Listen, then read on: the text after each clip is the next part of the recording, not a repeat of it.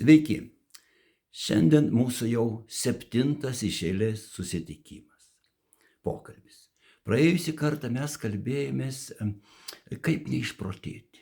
Rėmėmės vasaros 5 besigydančių nuo depresijos mintimis, kad jos neužvaldytų mūsų galvos, proto ir jausmų. Ir kad išliktume sveiki ir energingi. Šiandien apie tą problemą norėčiau pasikalbėti iš kitos pusės. Remtis gydytojo, vasaros 5 psichoterapinio skyriaus vedėjų, žinomo gydytojo, psichiatro, psichoterapeuto Aleksandro Alekseičiko mintimis, kurias jis bando perduoti savo pacientams, savo ligoniams, kad jie naudotųsi jomis ir stiprintų savo sveikatą, kad jiem nereiktų vaistų arba bent mažiau reikėtų vaistų. Mes nesam ligoniai, mes nesam ligoninėje, mes esam gyvenime ir mes stengsimės tas mintis taikyti gyvenime, kad gyvenimas būtų mūsų, kad gyvenime mes būtume stipresni, laimingesni, energingesni, kad mes nenueitume į to depresinį ar liūdesio keliu. Tai štai pirmoji jo mintis, ji atrodo paprasta, o ji labai veiksminga ir svarbi. Jo mintis tokia: žmogui reikia būti negydomais, o gydytis. Gydytis, būti nestebėtoju to gydymo proceso, o būti aktyvių dalyvių, nelaukti tos išgydančios nuo visų ligų tabletės. Nelaukti tos minties, kurią įkals į galvą, o pačiam nieko nereikia galvoti. Ne, taip nebūna. Ir mes pataikykim mūsų šitą mintį į mūsų gyvenimą. Ir ją išverskim taip. Reikia būti nestebėtojais, ne kritikais, ne tais išminčiais, kurie mato, koks blogas mūsų gyvenimas, koks neteisingas ir sunkus. Ne. Mums reikia būti aktyviais dalyviais to gyvenimu, jau save tame gyvenime, gyventi gyvenimu. Visos lygos nuo gyvenimo ir visi sveikimai nuo gyvenimo. Tai mes būkim aktyvus ir būkime stiprus ir sveiki. Kartais būna žmogus pragyvena toj būsenoj, kaip pavyzdys paukštuko išskrydusio iš lizdo. Man labai patiko, vienas psichiatras stebėjo, reiškia paukštuką, kuris išskrido iš lizdo, pirmą kartą laimingas, nuplasnojo į pievelę ir žiūri, vabalėlis, reiškia vikšras, skanus pietus jau, jis išsižiojo ir laukia. Jis laukia, o tas vabalėlis tik į šoną ir nubėgo. Jis galvoja, palauk, kaip čia yra, aš įsižiojau, o vabalėlis neiššoko man į burną. Kodėl jis taip galvoja? Todėl, kad lizde mama jam visą iššokdyną įdeda į burnytę. Ir jis galvoja, kad tas vabalėlis, tas vikšras, tas skanus tie pietus, taip ir turi būti, jeigu jam tai reikia tik įsižioti. O štai ir mūsų klaida, kad mums tik reikia įsižioti ir pasikeis gyvenimas, bus rojiškas seimas, bus rojiška lygybė, nebus neteisybės ir taip toliau, taip toliau. Ne, taip nebus, reikia ieškoti, nelaukti, nei šoks, nei euras, nei šoks, nei draugas, nei sveikata, nei laimė. Į burnytę ir sielą. Reikia to ieškoti, reikia ieškoti visomis savo jėgomis. Taip, apie tai aš ir kalbu su savo seminaruose ir daugam padedu tom paprasta mintis, o iš tikrųjų jos yra nepaprast, kaip ir tabletė atrodo. Kas čia toks baltas kažkoks falkalėlis, ne? Ne, va taip ir mintį reikia priimti kaip vaistus, kuri gali stebuklą daryti. Va taip pakeisti. Taip. Antra mintis, ne? Susitikimai ir sveikimas prasideda nuo to, kai žmogus pasako, šiandien dar aš esu toks, bet rytoj gali būti kitoks. Ne tik sveikimas, visi pokyčiai nuo to prasideda. Ir geri, ir blogi. Šiandien aš esu toks, bet rytoj galiu būti kitoks. Pirmiausia, ką reikia? Pirmiausia, reiktų pastebėti, koks aš esu šiandien. pastebėti, koks aš esu rytoj. Pastebėti, gal tu eini blogin, žemyn, vis piktin, vis liūdnesnis, vis piktesnis ant to viso, kas vyksta gyvenime. Ir tu prarandi, pastebėti.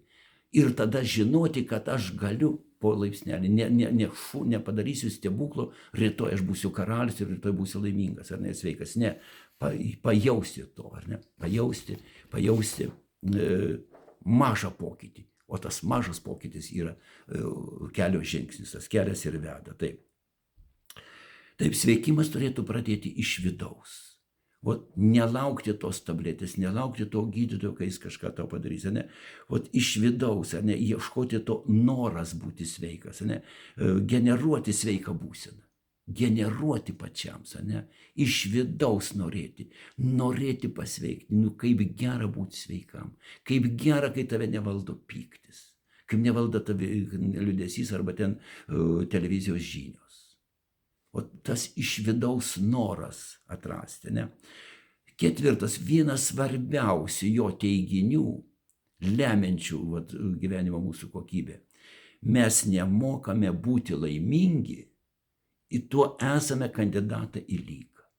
Nemokantis būti laimingi yra kandidatą į lygą. Tai yra Alekseičiko teiginys, kurį aš užsirašiau kiekvieną kartą aš jį prisimenu.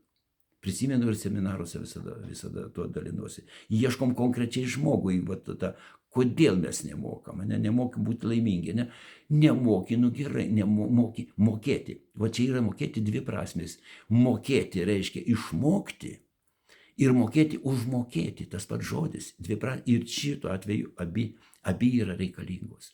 Reikia išmokti būti laimingi ir reikia užmokėti už tą mokslą, užmokėti savo laiku, savo mintimis. Mokėti būti laimingu. Nemokėsi, vargsi. Pasveik gyvenimu. Viena iš mano temų seminarų pasveik gyvenimu. Taip. Penktoji jo mintis. Gydytojas netidaro sielos durų, jeigu jos užrakintos iš vidaus. Gydytojas netidaro sielos durų, jeigu jos užrakintos iš vidaus. Taip pat ir draugas netidaro sielos durų. Ir gyvenimas netidaro sielos durų. Ir sveikata ir laimė, jeigu tavo siela užrakinta iš vidaus. O tas raktas yra mūsų įsitikinimai. Mūsų įsitikinimai, kad man nelemta, kad yra toks gyvenimas, kurio aš nepakeisiu. Kad ir man duota tokios tik mano galimybės, kurio aš nepakeisiu. Ne. Imkim vietoj rakto, padarykim visraktį. Keiskim įsitikinimus, kad aš viską galiu. Taip. Šeštas, motyvacija. Turėti motyvaciją, bet motyvacijos spyruoklę reikia nuolat prisukti. Mes dažnai pažiūrim kažkokį spektaklį gražų, mes kažkur pabendraujam, mes nueinam į šventovę ir išklausom mišias ir išeinam pakylėti. Nuolat reikia prisukti. Neužmiršti, ką tu ten žadėjai. Neužmiršti, kad aš būsiu geras, neužmiršti, kad aš mylėsiu gyvenimą. Nuolat tą prisukti, mes pamirštame dirbti su savim.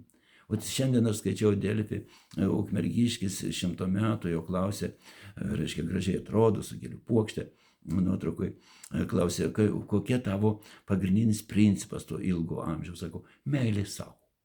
Jeigu tu myli pats save, tai pirmiausia, aplinkiniam, tu jau nenuodini savęs. Meilė tai yra energija. Džiaugsmas tai yra energija. Džiaugsmas yra energija. Pamiršau pasakyti. Didžiausia energija. Meilė dar didesnė energija. Bet tu tada energingas, tu ir kitiems džiugini kitus. Savo tu, kad tu mylinti save, tu kitaip atrodai. Taip, žmonės ilgai nemato kelio, kad eina į depresiją. Jie nemato kelio, kad eina į depresiją. Depresija neturi nei kvapo, nei svorio, nei vaizdo. Ji neturi nieko. Mes nepastebim. Reiktų užfiksuoti, koks buvo pyktis ten buvo prieš mėnesį ir koks yra šiandien ir tada koks būsi po mėnesio. Taip. Reikia bent valandą pabūti su savim. Bent 1 valandą į dieną pabūti su savimi. Aš tą nuolat kartoju, ar ne? Ir pats kartais pamirštu. turėti tą susitikimą su savim, ane. Vot Vievio dabar buvo susitikimas, pokalbis Vievio. Toks buvo nuostabus Vievio bibliotekoje, su mažaisiais, vadinasi, viską galime ir žinai, ir su suaugusiais, Trečio amžiaus universiteto klausytojais buvo, vadinasi, pasveik gyvenimu. Būtent pasveik gyvenimu. Kaip mielai klausė, aš galvoju, kad žmonės pasikeitė ir jau nebenori priimti, daugumoje taip tikrai sumažėjo, nors gyvenimas pasunkėjo ir žmogaus energijos reikia vis daugiau, o kažkaip seminarų mano ir tų knygų net kalėdoms mažiau ateina tos mano knygos, kurios visada padėjo. Taip. Paskutinis galbūt iš tų teiginių, ten keli lapai, aš per seminarus nagrinėjau, mūsų formatas yra trumpas ir aš to patenkintas ir todėl aš tik tai kelius paminiu, kas nori gali man paskambinti, man dalyvauti, sakyti seminarus ir taip toliau. Mes gyvenam, kuo ilgiau gyveni svetimų protų, tuo mažiau lieka savo. Va tas Alekseičiko teiginys, ne, o tas, kuo ilgiau kitų protų, bet tas protas kitų mums nenori padėti. Aš kartais sakau, pasiklausykit per bet kokią stotį, kokią muziką. Arba jį kankina, arba dainininkas kankina kažką ir tai atlieka tą savo dainą, kabutėse, ne. Aktyvinė, energinga, nuodinga, reiškia. Knygas aš esu vardinęs, kokios knygos, ne, paskutinė buvo knyga, ne, istorijos iš krematoriumų. Nenori mums romanso gražaus sudainuoti. Nenori tos knygos, kurios anksčiau būtų vienintelis esi, tu vienintelis gali, kurias aš mielai pas mane ieškodavau. Taip. Ir paskutinis, jei nori gyventi, jei nori gyventi kitaip, daryk, ko nedarei. Ieškokim, matyti pasaulį kitaip, matyti save kitaip, ar ne, atrasti šiame pasaulyje. Susitikim ir visada aš kas savaitę įrašau, dabar kas 2 savaitės, dėl ko ilgai neįrašiau šito įrašo. Laukiau geros žinios, gero skambučio, gero kažkokio, nes aš, jeigu man būtų liūdna, sunku ir slegia man leidyklos problemos, man sunku būtų perduoti jums ir spinduliuoti jums, kad jūs ieškotumėt gyvenimo džiaugsmo. Ieškokim. Tik džiaugsmo, super džiaugsmo, super laimės. Ne? Susitikim seminaruose, susitikim www.3žvaigždutės.lt, į kontaktą yra mano visi telefonai, visi mano kontaktai ir galim bendrauti, sutikim Kalėdą, sutikim naujus metus, nenueikim po šventinės depresijos, o pakilimą išlaikykim tą kalėdinį visą laiką, visą gyvenimą. Sėkmės, iki pasimatymo, iki daugiau susitikimų.